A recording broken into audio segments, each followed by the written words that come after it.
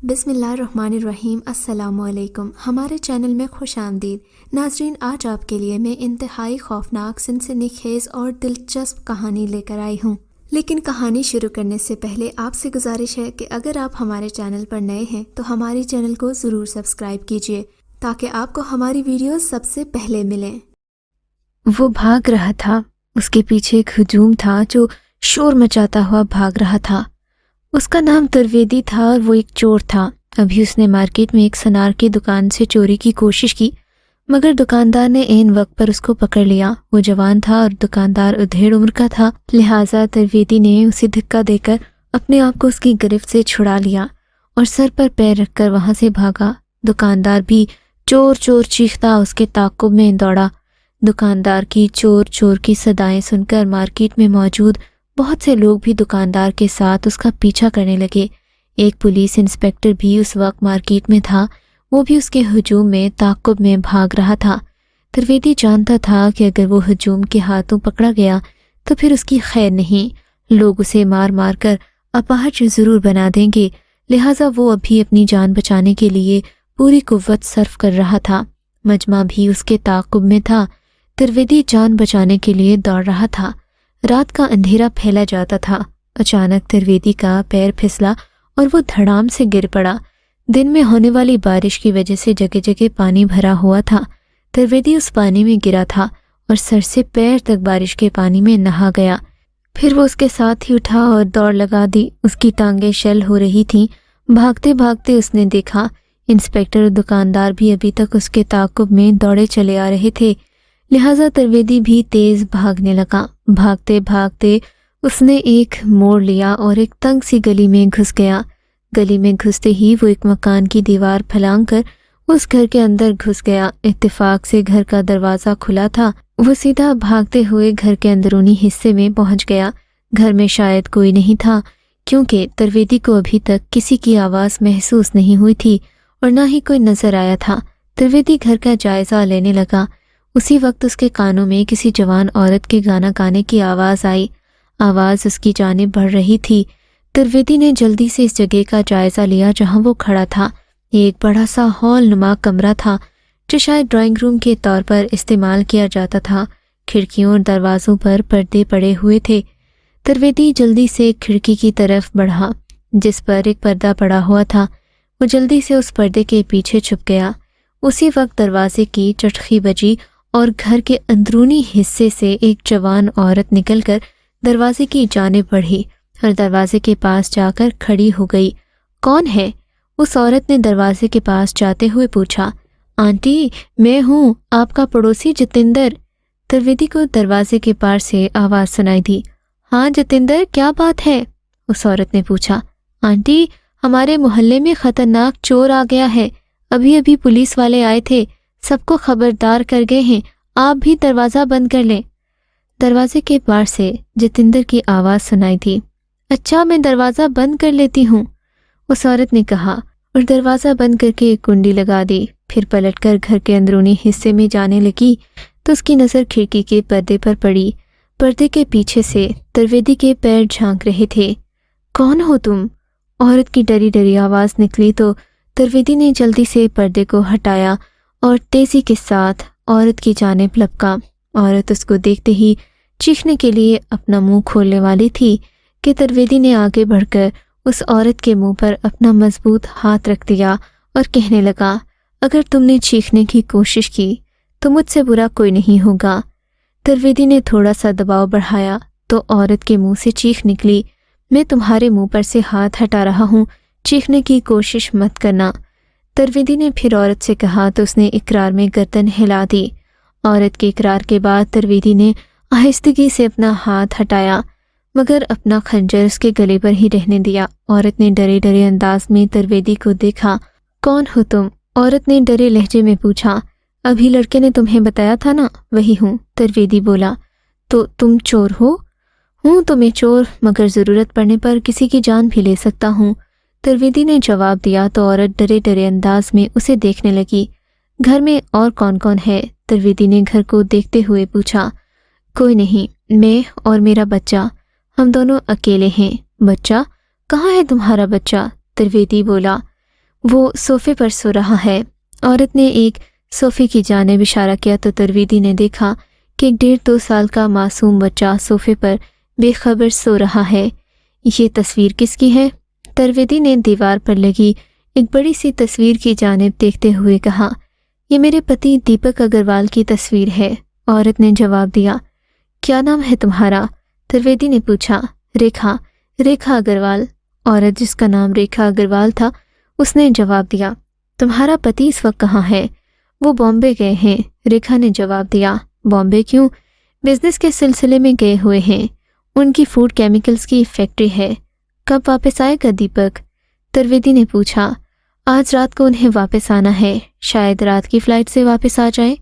रेखा अग्रवाल ने जवाब दिया। देखो, अगर तुम मेरे साथ ताउन करोगी तो मैं भी यहाँ कुछ देर रुककर चला जाऊंगा।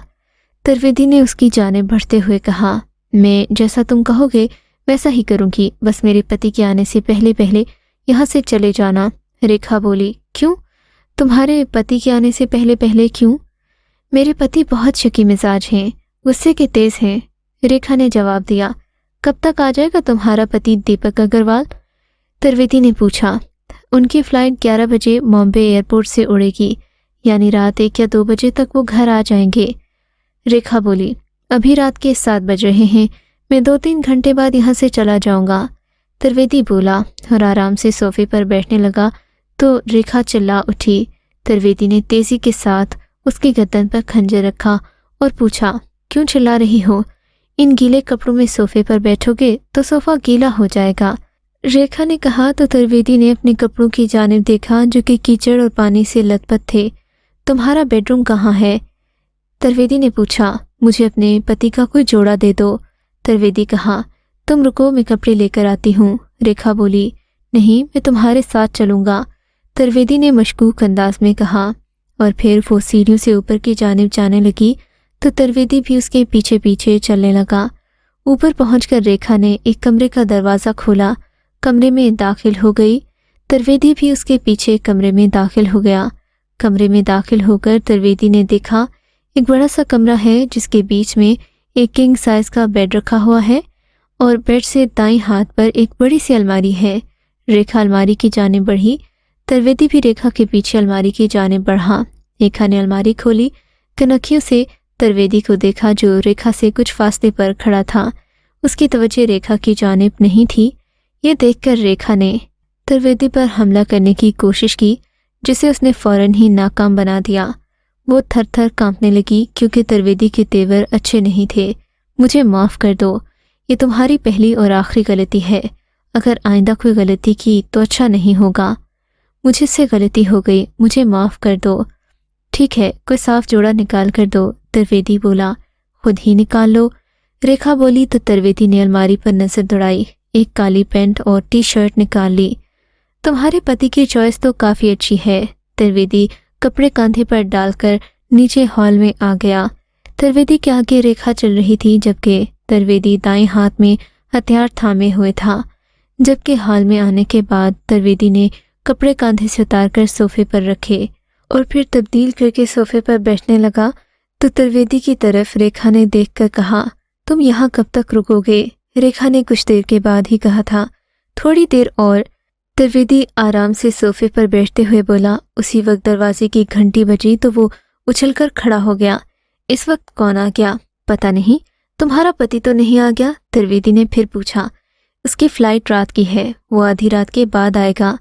रेखा बोली। उसी वक्त घंटी दोबारा बजी तो तरवेदी ने चारों तरफ नज़र घुमाई, फिर एक उस दरवाजे पर उसकी नज़र रुक गई थी। ये दरवाज़ा कहाँ खुलता है?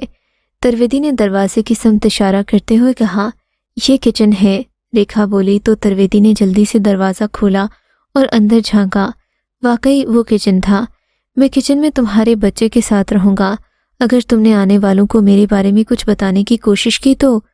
तरवेदी ने सोए हुए बच्चे को एहतियात के साथ गोद में उठाया, इस तरह के बच्चे की नींद खराब न हो। मेरे बच्चे को छोड़ दो, मैं किसी को कुछ नहीं बताऊंगी। रेखा गिड़गिड़ाई। उसी वक्त घंटी दोबारा बजी। जाओ, जाकर दरवाज़ा खोलो। तरवेदी ये कहकर बच्चे को लेकर किचन की जानिब बढ़ा। मैं किसी को कुछ नहीं बताऊंगी। रेखा खौफ से लरसने लगी। वो उसे गुस्से से देखता हुआ किचन की जानिब बढ़ा। बच्चा उसकी गोद में सो रहा था।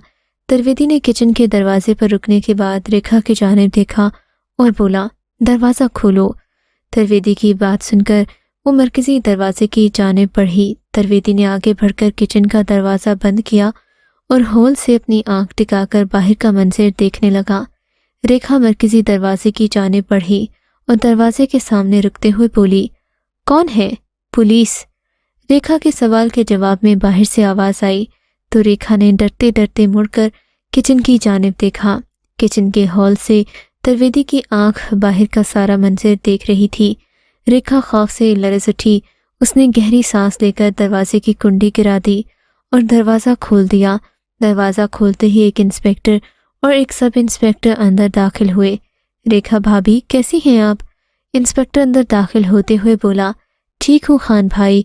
रेखा ने जवाब दिया और किनखियों से उस दरवाजे की जानिब देखा जहाँ से त्रिवेदी बाहर का मंजर देख रहा था। दीपक बॉम्बे से वापस आया या नहीं? इंस्पेक्टर ने पूछा। वो आज रात को आएंगे, रेखा ने जवाब दिया। आप क्या घर पर अकेली हैं? हाँ। प्रकाश? इंस्पेक्टर खान ने अपने साथ आने वाले सब इंस्पेक्टर को मुखातिब किया। जी सर। इस घर का खास ख्याल रखना, ये मेरे भाई जैसे दोस्त का घर है, इंस्पेक्टर खान ने प्रकाश से कहा। फिर रेखा की जानिब मुड़ा। ये सब इंस्पेक्टर प्रकाश है, आज रात इसी मोहल्ले में ड्यूटी दे रहा है, यहाँ का खास ख्याल रखेगा। कोई खास बात है खान भाई? रेखा ने पूछा। एक चोर सनार की दुकान से चोरी करके भागा है, यहीं किसी घर में उसने पनाह ले रखी है, उसी की तलाश है। ओह, आप आराम कीजिए, हम बाहर पहरा दे रहे हैं, इंस्पेक्टर खान ने कहा और वापसी के लिए मुड़ गया। साथ ही प्रकाश भी घर से निकल गया। पुलिस के जाते ही त्रिवेदी बाहर निकल आया। इंस्पेक्टर खान से क्या जान पहचान है? त्रिवेदी ने रेखा के करीब आते हुए पूछा। वो मेरे पति दीपक के बचपन के दोस्त हैं, रेखा ने जवाब दिया।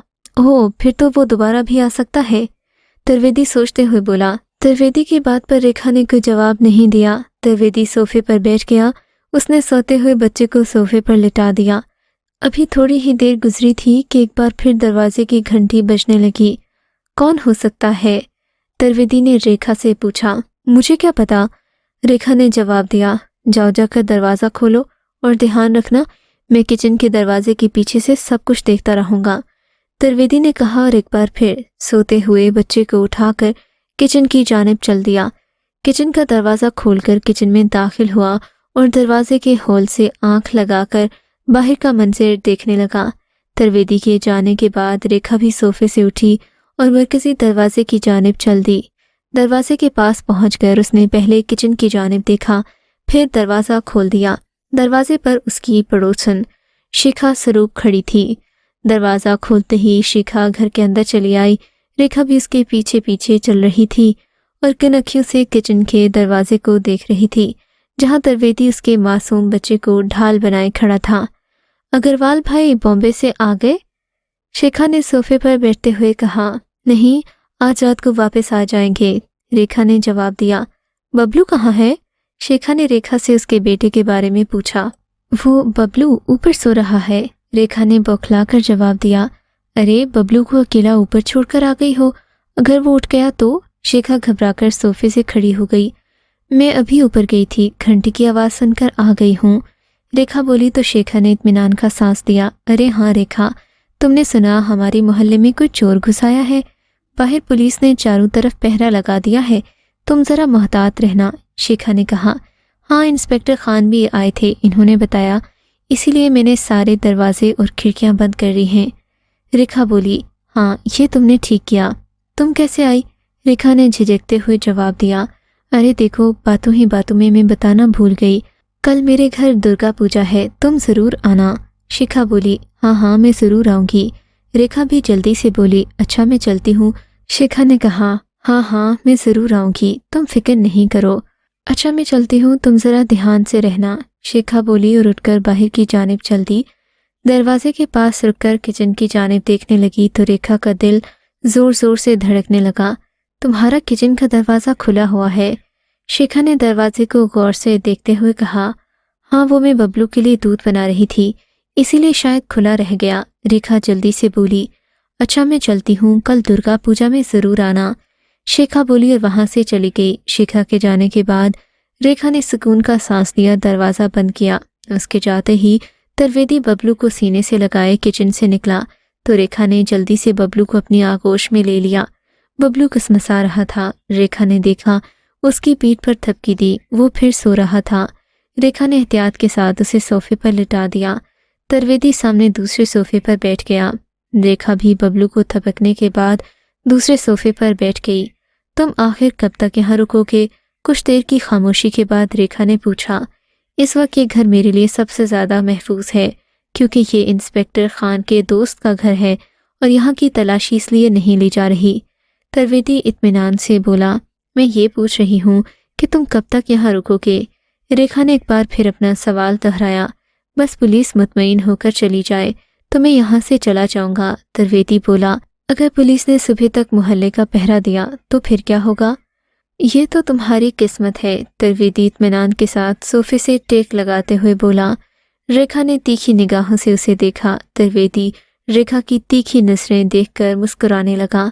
ये सिगरेट कौन पीता है? त्रिवेदी ने सोफे के सामने रखी मेज पर सिगरेट का पैकेट उठाते हुए कहा था। त्रिवेदी ने सर हिलाया और फिर पैकेट से एक सिगरेट निकालकर अपने होंठों में दबा दी। मुझे भी एक सिगरेट दो। रेखा ने त्रिवेदी की जानिब हाथ बढ़ाते हुए कहा। तुम सिगरेट पीती हो? अमूमन तो नहीं, मगर टेंशन के वक्त पी लेती हूँ, रेखा ने जवाब दिया। त्रिवेदी ने सिगरेट का पैकेट उसकी जानिब बढ़ा दिया। रेखा ने देखा, पैकेट में से एक सिगरेट निकाला और पैकेट मेज पर रख दिया। माचिस लाऊं? रेखा ने सिगरेट मुंह से लगाते हुए कहा। नहीं, मेरे पास लाइटर है। इतना कहकर त्रिवेदी ने जेब में हाथ डाला और एक सोने का बना खूबसूरत लाइटर निकालकर उसे जलाया। जैसे ही त्रिवेदी ने लाइटर जलाया, लाइटर में से सुरीली म्यूजिक निकलने लगी। त्रिवेदी ने पहले रेखा की सिगरेट जलाई, फिर अपनी सिगरेट को आग दिखाई।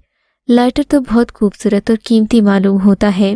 रेखा लाइटर की जानिब देखते हुए बोली, मेरा नहीं, ये मैंने उसी सनार का चुराया है जहां मैं चोरी करने गया था। त्रिवेदी भी लाइटर को एक हाथ से दूसरे हाथ में उछालता हुआ बोला, और क्या क्या चुराया तुमने? सनार की दुकान से रेखा सिगरेट के कश लगाते हुए पूछने लगी। कुछ नहीं, सिर्फ ये लाइटर उठाकर तिजोरी की जानिब बढ़ा ही था कि सनार दुकान में दाखिल हो गया। उसने जोर जोर का शोर मचा दिया और मुझे वहां से तुरंत भागना पड़ा। त्रिवेदी बोला तो रेखा मुस्कुराने लगी। उसने सिगरेट का धुआं फिजा में छोड़ दिया। त्रिवेदी और रेखा काफी देर तक बातें करते रहे। रात ढलती जा रही थी। त्रिवेदी ने सोफे से टेक लगाकर आंखें बंद कर ली। आंखें बंद करने के बावजूद वो पूरी तरह चौकस था। वो वक्फे वक्फे से रेखा की जानिब देखता रहता। रेखा ने सोफे की पुष्ट से अपना सर टिका दिया और आंखें बंद कर ली। थोड़ी ही देर में रेखा की आंख लग गई और वो सो गई। त्रिवेदी ने थोड़ी देर बाद अपनी आंखें पूरी खोली और देखा कि रेखा सोफे की पुष्ट से सर टिकाए गहरी नींद सो रही थी। त्रिवेदी आहिस्ता से अपनी जगह से उठा और रेखा की जानिब बढ़ा। रेखा के चेहरे के सामने 2-3 बार अपना हाथ इस तरह लहराया जैसे वो देखना चाहता हो कि रेखा सो रही है या मक्कर कर रही है। जब त्रिवेदी को इत्मीनान हो गया कि रेखा सो गई है तो वो आहिस्ता से रेखा के बेडरूम की जानिब बढ़ा। त्रिवेदी को उस वक्त बाथरूम की हाजत महसूस हो रही थी। त्रिवेदी बगैर आवाज़ किए रेखा के बेडरूम में दाखिल हुआ। सामने ही बेडरूम से मुत्तसिल बाथरूम था जिसका दरवाज़ा आध खुला और आधा बंद था। त्रिवेदी बाथरूम की जानिब बढ़ा। उसने बाथरूम का दरवाज़ा पूरा खोला और बाथरूम में दाखिल हो गया। मगर बाथरूम में दाखिल होते ही त्रिवेदी के 14 तबक रोशन हो गए थे। बाथरूम के फर्श पर एक लाश पड़ी थी। वो बहुत ज़्यादा घबरा गया। उसने लाश के चेहरे पर नज़र डाली तो वो चौंक उठा। उसकी आंखों के सामने ड्राइंग रूम में लगी बड़ी सी तस्वीर घूम गई। ये तो दीपक अग्रवाल की लाश है। त्रिवेदी के जहन में आवाज़ उभरी। फिर त्रिवेदी चीखता हुआ बेडरूम से बाहर की जानिब भागा और 2-3 सीढ़ियां फलांगते हुए नीचे पहुंचा। त्रिवेदी की चीख सुनकर रेखा की आंख खुल गई। क्या हुआ है? रेखा ने बौखला कर पूछा। वो तुम्हारे बाथरूम में? त्रिवेदी के मुंह से बेरब्त बातें निकली। क्या हुआ बाथरूम में? वहां तुम्हारे पति की लाश पड़ी है। त्रिवेदी हवास बहाल करता हुआ बोला। पागल हो गए हो तुम? दीपक इस वक्त बॉम्बे में है। रेखा बोली, नहीं, मैंने खुद दीपक की लाश बाथरूम में देखी है। त्रिवेदी ने कहा तो रेखा बोली, तुम्हारी आंखों ने धोखा खाया होगा। चलो चलकर खुद देख लो, त्रिवेदी बोला। अच्छा चलती हूँ, रेखा सोफे से खड़ी होते हुए बोली। मगर इससे पहले कि वो दोनों बेडरूम की जानिब कदम बढ़ाते, दरवाजे की घंटी बजी। कौन आ गया है इतनी रात को, त्रिवेदी बोला। हो सकता है मेरे पति आए हों, रेखा बोली। नहीं, उनकी लाश मैंने खुद बाथरूम में देखी है, त्रिवेदी ने जल्दी से कहा। तो रेखा ने अजीब सी निगाहों से उसे देखा और दरवाजे की जानिब बढ़ा। कौन है? पुलिस, बाहर से आवाज आई तो रेखा ने त्रिवेदी की जानिब देखा। त्रिवेदी ने जल्दी से सोए हुए बबलू को गोद में उठाया और किचन की जानिब चल दिया। किचन का दरवाज़ा खोलकर त्रिवेदी ने देखा, आंखों से दरवाज़ा खोलने का इशारा किया और बबलू को लेकर किचन में दाखिल हो गया। किचन का दरवाज़ा बंद करके होल से अपनी आंख लगा दी ताकि बाहर का मंजर देख सके। त्रिवेदी के किचन में जाने और किचन का दरवाज़ा बंद होने के बाद रेखा ने मरकजी दरवाज़ा खोला। बाहर सब इंस्पेक्टर खड़ा था। सब इंस्पेक्टर प्रकाश दरवाज़ा खुलते ही अंदर दाखिल हो गया। त्रिवेदी किचन के दरवाजे की होल से आंख टिकाए बाहर का मंजर देख रहा था और वो प्रकाश की बातें सुन रहे थे। मैडम, आप ठीक हैं? मैंने अभी अभी किसी के चीखने की आवाज़ सुनी है, प्रकाश ने इधर उधर देखते हुए कहा। नहीं, यहाँ कोई नहीं है, मैं टीवी देख रही थी, रेखा ने आंखें मटकाते हुए जवाब दिया। आपके पति दीपक अग्रवाल बॉम्बे से आ गए? प्रकाश ने सवाल किया। नहीं, मैं उन्हीं के इंतजार में जाग रही हूँ, रेखा ने जवाब दिया और प्रकाश दरवाजे से चलता हुआ सोफों के पास आया। मेज पर सिगरेट का पैकेट उठाते हुए बोले, ये सिगरेट कौन पी रहा था? मैं कभी कभार शौक से पी लेती हूँ, रेखा ने कहा तो प्रकाश सर हिलाने लगा। इजाज़त हो तो मैं भी एक सिगरेट ले लूँ, मेरा सिगरेट का पैकेट पुलिस स्टेशन में ही रह गया है, प्रकाश बोला तो रेखा ने रजामंदी से सर हिला दिया। प्रकाश ने सिगरेट के पैकेट से सिगरेट निकाला, अपने होंठों में दबाया और उसे सुलगाने के लिए इधर उधर देखा। रेखा आगे बढ़ी और उसने मेज पर रखा त्रिवेदी का सोने वाला लाइटर उठाया और प्रकाश को सिगरेट सुलगाने के लिए दिया। खूबसूरत लाइटर है, प्रकाश रेखा से लाइटर लेकर देखता हुआ बोला तो रेखा ने बगैर कुछ कहे सर हिला दिया। प्रकाश लाइटर अपने हाथों में लेकर उछालने लगा। मैं आपका बेडरूम देखना चाहता हूँ, प्रकाश ने रेखा से कहा और ऊपर की जानिब कदम बढ़ाने लगा। आप इस तरह मेरे बेडरूम में नहीं जा सकते, रेखा जल्दी से प्रकाश के सामने खड़े होते हुए बोली। रेखा किस तरह प्रकाश के सामने खड़ी थी कि उसकी कमर किचन के दरवाजे के सामने आ गई और त्रिवेदी को बाहर का कोई मंजर नजर नहीं आ रहा था। रेखा कुछ देर तक प्रकाश को कन्विंस करती रही कि वो उसके बेडरूम में ना जाए और प्रकाश उसके बेडरूम में जाने का इसरार करता रहा। आखिरकार इंस्पेक्टर प्रकाश मान गया और रेखा को एहतियात करने का कहकर वापस चला गया। प्रकाश के जाते ही रेखा ने किचन का दरवाज़ा खोल दिया। किचन के दरवाजे के सामने त्रिवेदी बबलू को सीने से लगाए खड़ा था। चला गया इंस्पेक्टर, प्रकाश बबलू को सोफे पर लेटाता हुआ बोला। हाँ, उसने बेडरूम नहीं देखा? नहीं, तुमने उसे इसलिए बेडरूम में जाने नहीं दिया ना, अगर वो वहां जाता तो बाथरूम भी चेक करता जहां दीपक की लाश पड़ी है, त्रिवेदी तंजिया लहजे में बोला। पागल हो तुम?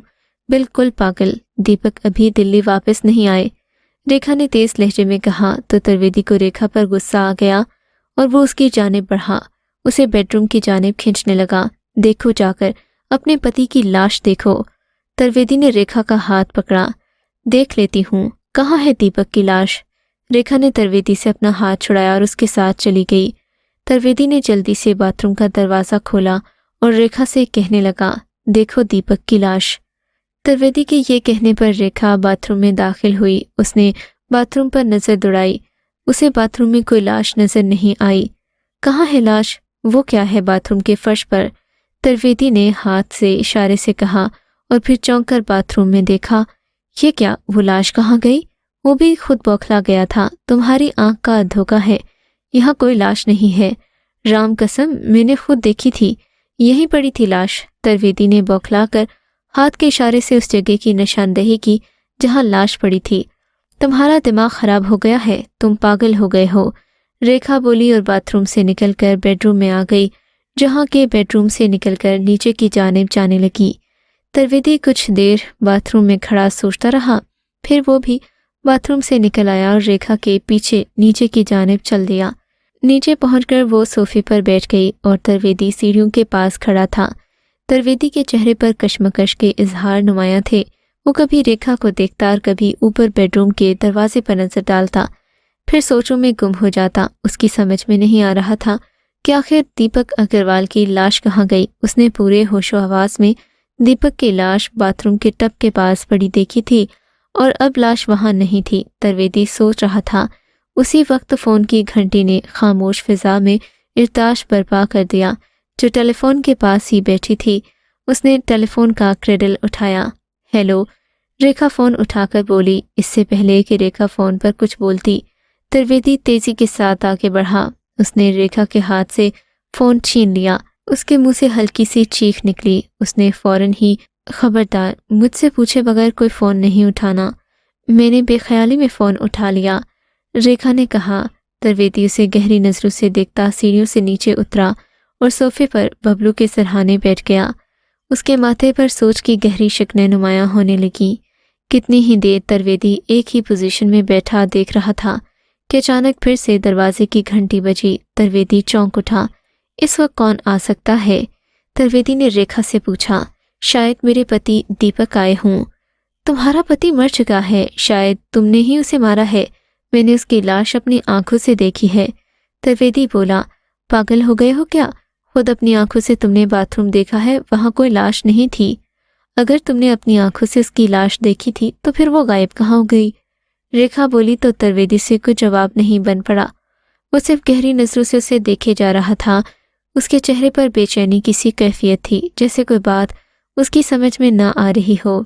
उसी वक्त दरवाजे की घंटी बजी तो तरवेदी ने जल्दी से सोए हुए बबलू को गोद में उठाया और ऊपर बेडरूम की जानिब चल दिया। बेडरूम के दरवाजे के पास रुककर उसने रेखा को इशारा किया कि वो दरवाज़ा खोल दे। खुद बेडरूम में दाखिल होकर उसने बेडरूम का दरवाज़ा बंद कर दिया।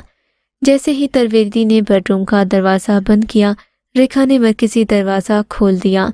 इंस्पेक्टर खान और सब इंस्पेक्टर प्रकाश अंदर दाखिल हुए। रेखा भाभी, आप खैरियत से हैं ना?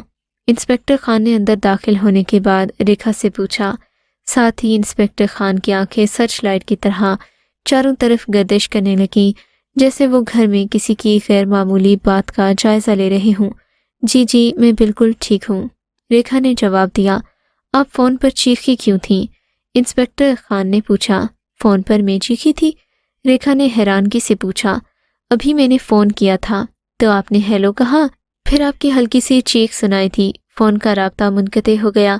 ऐसा लगा जैसे किसी ने आपके हाथ से फ़ोन लेकर रख दिया हो। सब खैरियत है ना? वो, रेखा कुछ कहना चाह रही थी कि फ़ोन की घंटी एक बार फिर से बजने लगी। फ़ोन की जानिब रेखा ने बढ़ते हुए फ़ोन उठाया तो इंस्पेक्टर ने उसे रोक दिया और खुद आगे बढ़कर फ़ोन अपने कान से लगा लिया।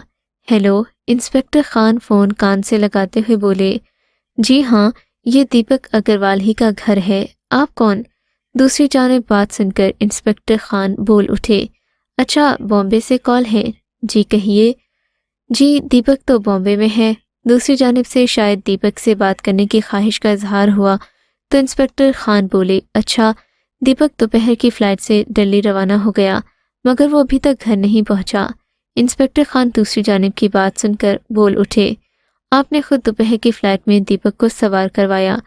देखिए, अभी तक वो घर नहीं आया। जैसे ही वो घर आता है मैं आपकी बात करवा दूंगा।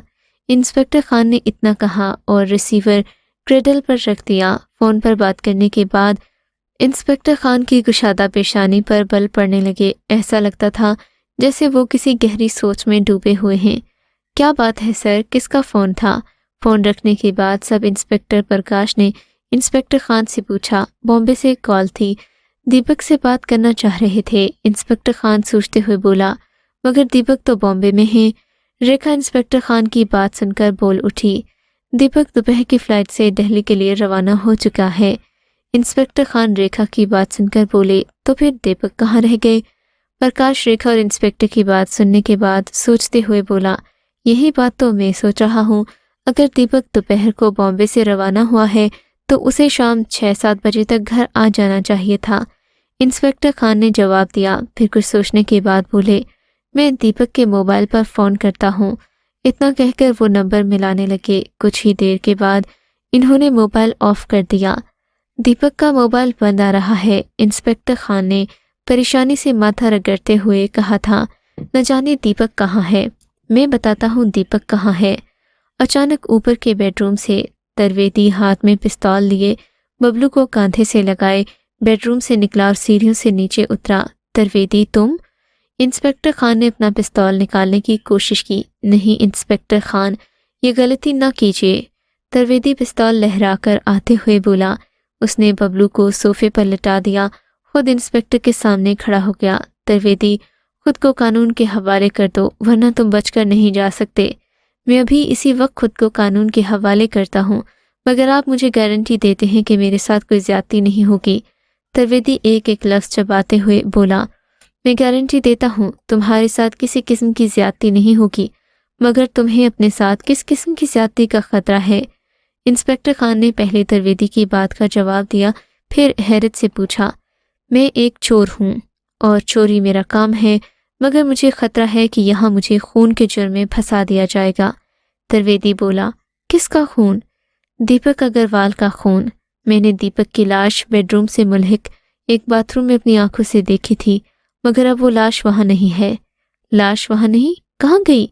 इंस्पेक्टर की हैरत काबिले दीद थी। अगर आप मुझे इस बात की गारंटी देते हैं कि मेरे साथ कोई ज्यादती नहीं होगी तो मैं आपको पूरी कहानी सुनाता हूँ। तरवेदी बोला। तरवेदी, मैं कानून का रखवाला हूँ, तुम्हें यकीन दिलाता हूँ तुम्हारे साथ कोई ज्यादती नहीं होगी। इस पिस्तौल को दरमियान से हटा लो, इंस्पेक्टर खान ने कहा। तरवेदी सोच में पड़ गया। उसने अपना सर ऊपर किया और पिस्तौल इंस्पेक्टर खान की तरफ बढ़ाते हुए कहा, मुझे पूरा यकीन है आप मेरी बात का मान रखेंगे। ये लीजिए, मैं सरेंडर करता हूँ। तरवेदी ने इतना कहकर वो इंस्पेक्टर की तरफ बढ़ा दिया। इंस्पेक्टर ने रुमाल से पकड़कर पिस्तौल अपनी जेब में रखा। सब इंस्पेक्टर प्रकाश तेजी के साथ तरवेदी की तरफ बढ़ा ताकि उसे गिरफ्तार कर सके, मगर इंस्पेक्टर खान प्रकाश और तरवेदी के दरमियान आ गए। तरवेदी ने खुद सरेंडर किया है, पहले हमें इसकी बात सुनना पड़ेगी। सर, ये क्रिमिनल है, हमें इसे गिरफ्तार करना पड़ेगा।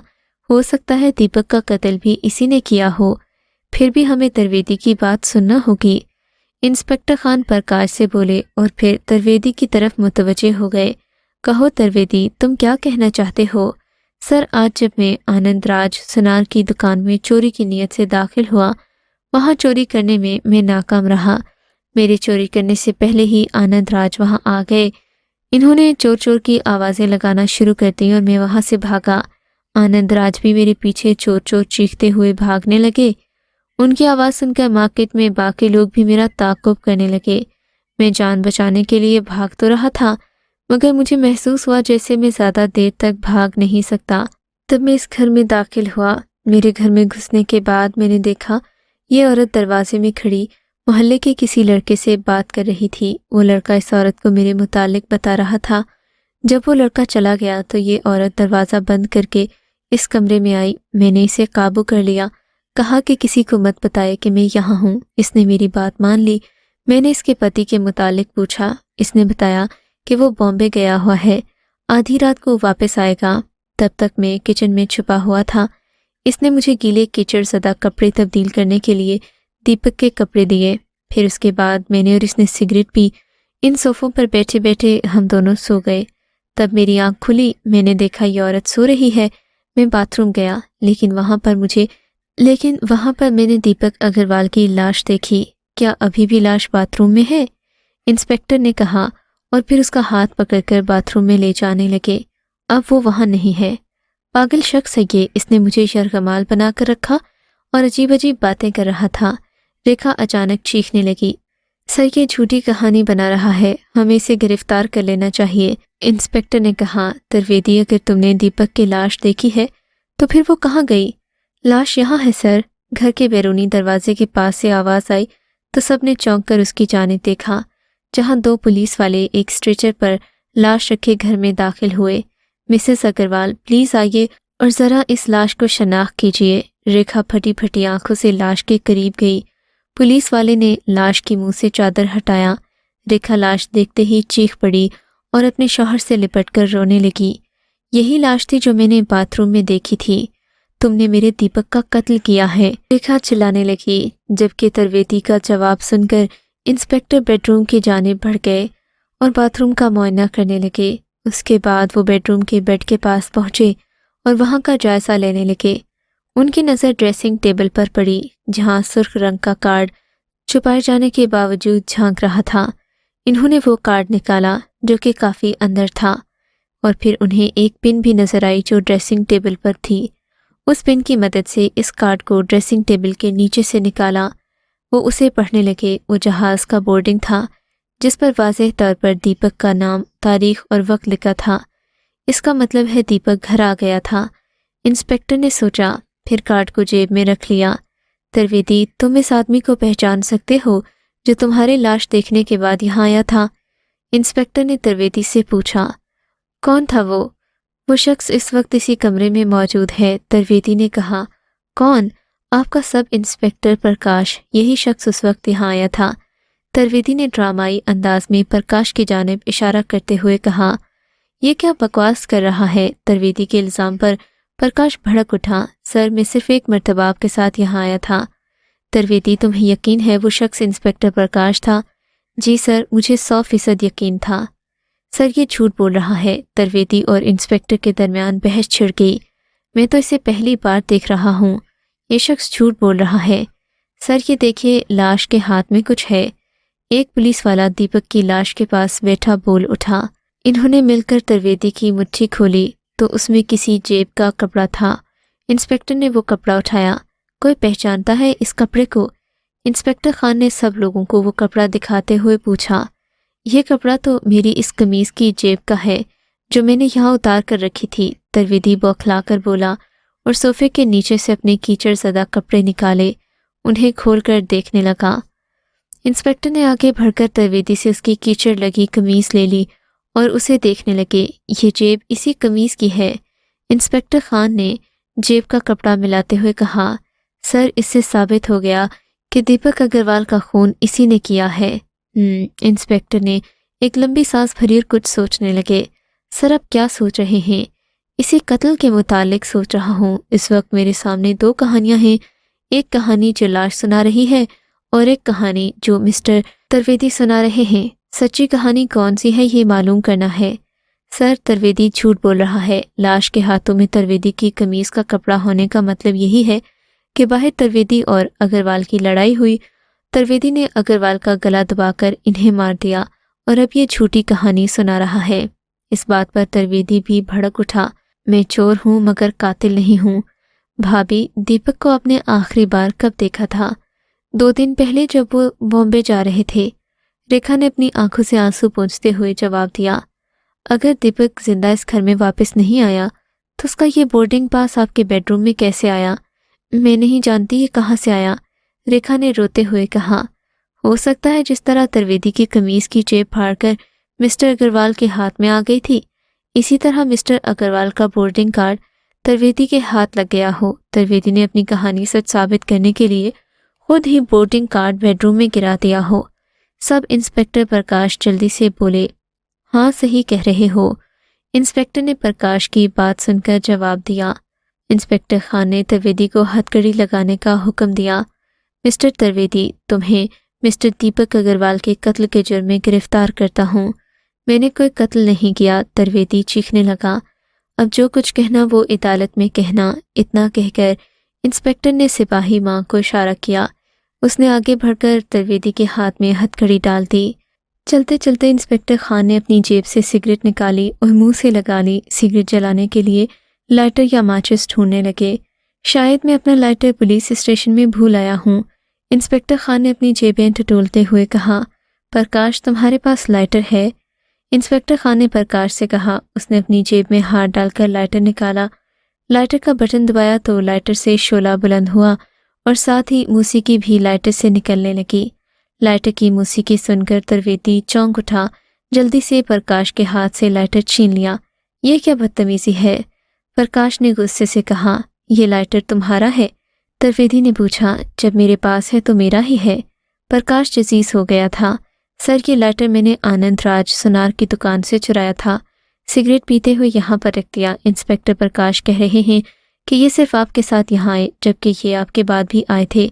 इन्होंने बेख्याली में ये लाइटर उठाकर अपनी जेब में रख लिया था। त्रिवेदी जोश के साथ बोला, क्या बकवास है, ये मेरा लाइटर है। प्रकाश चीखा, सर आप अभी आनंदराज सुनार को बुलाइए, दूध का दूध और पानी का पानी हो जाएगा।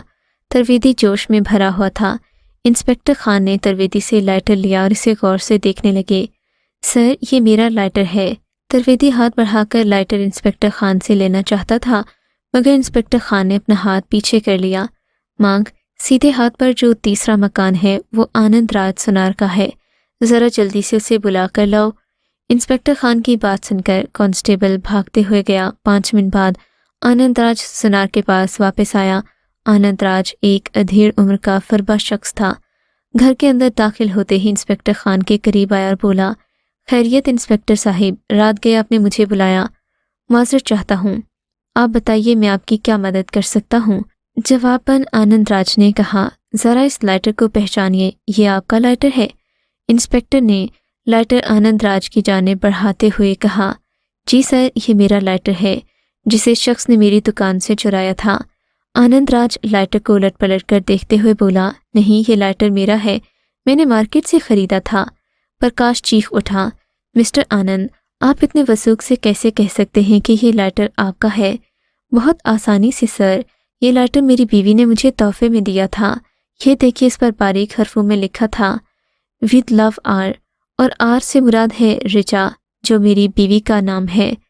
आनंदराज ने लाइटर पर बारीक हरफों में लिखा हुआ with love R inspector Khan को दिखाते हुए कहा, आर का मतलब है रेखा, ये लाइटर रेखा ने मुझे दिया था।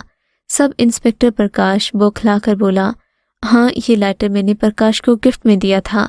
रेखा भी जल्दी से बोल उठी। रेखा और प्रकाश की बात सुनकर इंस्पेक्टर खान मुस्कुराने लगे। प्रकाश, तुम अपने कहे में खुद फंस चुके हो। अभी तुम दोनों ने ये कहा था कि तुम दोनों एक दूसरे को जानते तक नहीं, फिर 2 अजनबियों में तोहफे तहाइफ का लेन देन क्यों?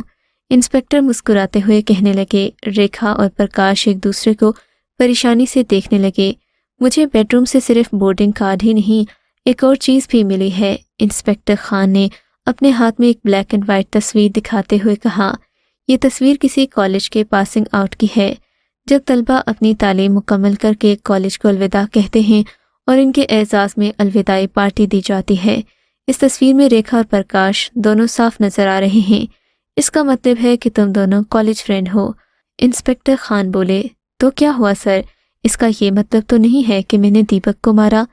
इंस्पेक्टर प्रकाश ने अटकते हुए जुमला मुकम्मल किया, मगर अब प्रकाश का लहजा खोखला था। इसका एक और मतलब भी हो सकता है कि दीपक ने तुम्हें और रेखा को इस हालत में देख लिया होगा, जिस हालत में शायद कोई पति अपनी पत्नी को बर्दाश्त नहीं कर सकता। फिर तुम्हारे और दीपक के दरमियान हाथापाई शुरू हो गई, जिसमें दीपक की जान चली गई। वैसे भी मैंने मालूम कर लिया है, 4 बजे से 7 बजे तक तुम पुलिस स्टेशन से गायब थे। इंस्पेक्टर खान ने कहा तो प्रकाश 2 कदम दूर हट गया।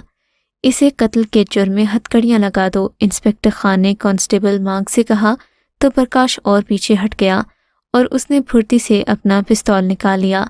खबरदार, हरकत मत करना। उसने तेजी से पीछे की जानिब निकलकर फरार होने का इरादा किया। उसी वक्त रेखा तेजी से आगे बढ़ी और प्रकाश के रास्ते में आ गई। हट जाओ रेखा, वरना मैं गोली चला दूंगा। प्रकाश हुर्राया। चलाओ गोली, इस जिल्लत भरी जिंदगी से तो मौत बेहतर है। तुमने मुझे वरगलाया, पुरानी मोहब्बत का वास्ता देकर मुझसे ताल्लुकात इस्तवार किए। मुझे शर्म आती है अपने आप से, मुझे गोली मार दो। रेखा प्रकाश की जानिब बढ़ते हुए बोली, रेखा रुक जाओ वरना मैं गोली चला दूंगा, प्रकाश ने कहा था। और फिर एक जोरदार धमाके के साथ रेखा की साड़ी खून में रंगी गई। वो बौखलाते हुए नीचे जमीन पर गिरी। इंस्पेक्टर खान ने इसी बौखलाहट का फायदा उठाया। उन्होंने प्रकाश के हाथों से पिस्तौल छीन लिया और जल्दी से कांस्टेबल को पुलिस एम्बुलेंस मंगवाने का कहा। भाईजान, देर हो चुकी है। मैंने अपने पापों की सज़ा पाई, मुझे कोई अफसोस नहीं। मैंने जो पाप किया उसकी सज़ा कम है। भगवान मुझे माफ़ कर दे। बस आप मुझे वचन दें कि मेरे बबलू को अपना बेटा समझकर पालेंगे। रेखा अपना जुमला मुकम्मल न कर सकी और अपने गुनाहों की सज़ा पाने के लिए दूसरी दुनिया सुधार गई। रेखा के मरते ही बबलू रोते हुए उठकर बैठ गया। इंस्पेक्टर खान ने रेखा की बेनूर आंखें बंद की, उसका सर आहिस्ता से ज़मीन पर रख दिया। उठकर बबलू के पास आए, उसको अपनी गोद में बिठाते हुए अपने सीने से लगा लिया। रेखा, बबलू मेरा बेटा है और हमेशा रहेगा। इंस्पेक्टर खान ने बबलू को सीने से लगाते हुए कहा। त्रिवेदी, तुमने एक जिम्मेदार शहरी की तरह पुलिस की मदद की है। मैं कोशिश करूंगा कि तुम्हें कम से कम सज़ा हो, मगर चोरी की सज़ा में तुम्हें गिरफ्तार किया जाता है। इंस्पेक्टर ने प्रकाश को हथकड़ियां लगाकर बाहर लाते हुए त्रिवेदी को भी हथकड़ी लगा दी थी। थोड़ी ही देर के बाद अस्पताल से एम्बुलेंस आ गई। इन्होंने रेखा और दीपक की लाश को स्ट्रेचर में रखकर एम्बुलेंस में रखा और अस्पताल के लिए रवाना हो गए। इंस्पेक्टर खान बबलू को गोद में लिए बोझल दिल के साथ अपनी पुलिस जीत के साथ आगे बढ़ गए।